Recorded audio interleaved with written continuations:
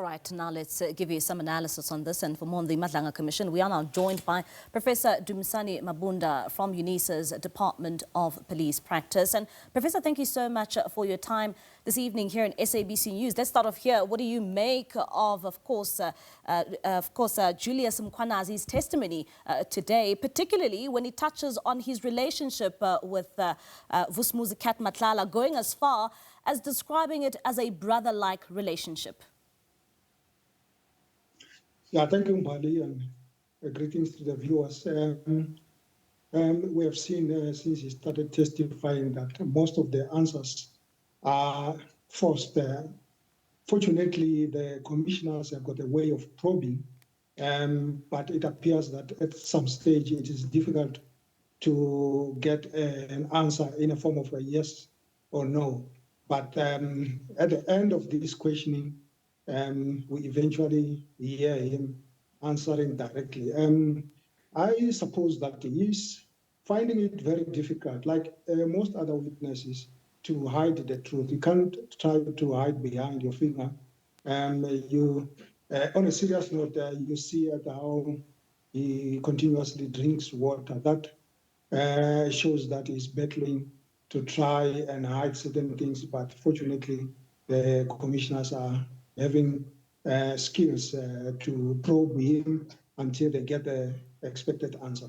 And Professor, later on, we also saw him probed about payments which were made to him, and he conceded there, saying that, he got petrol money or food money from Matlala. What do you make of him conceding to actually getting money from Matlala? Yeah, thank you, Mbadi.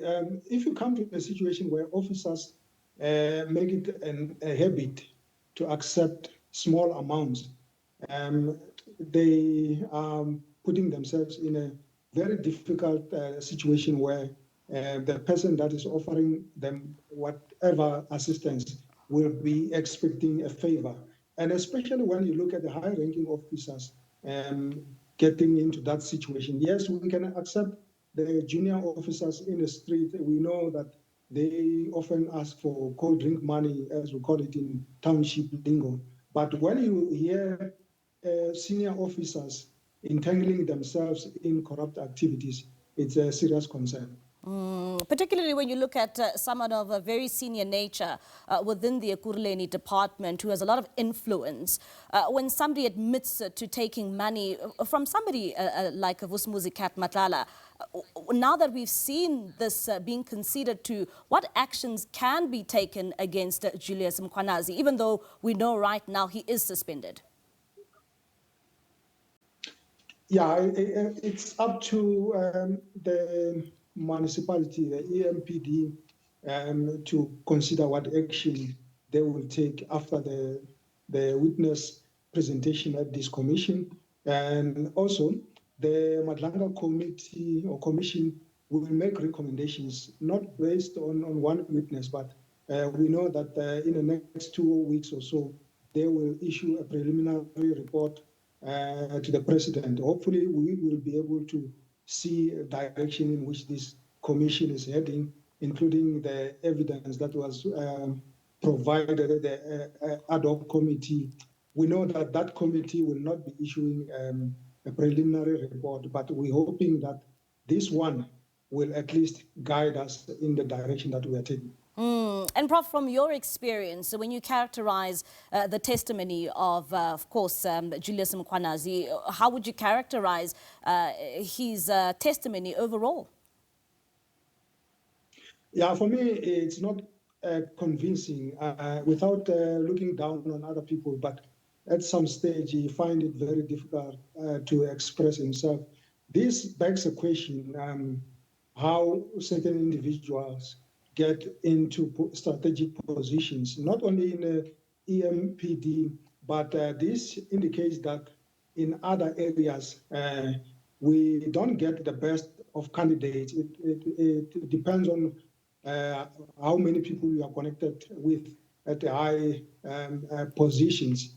So, but this is an opportunity that hopefully going forward, the best candidates will get positions. If you look at the lack of service delivery in various municipalities, it shows to this direction that due to issues like cadre deployment, not the best candidates eventually occupy those positions. Hence, you will find that some municipalities don't have the capacity to spend the allocated budget, and it has to be returned to Treasury where the communities have not received services.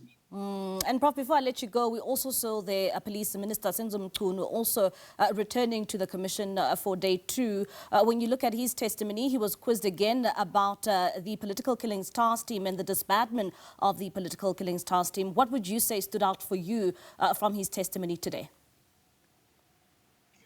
Yeah, the heat is getting hotter now, especially when I looked at Judge Madlanga when he was questioning him. He found it very difficult to answer questions. Initially, in the morning, he read some statement that was telling the citizens that what the action that he took was within the boundaries of the law.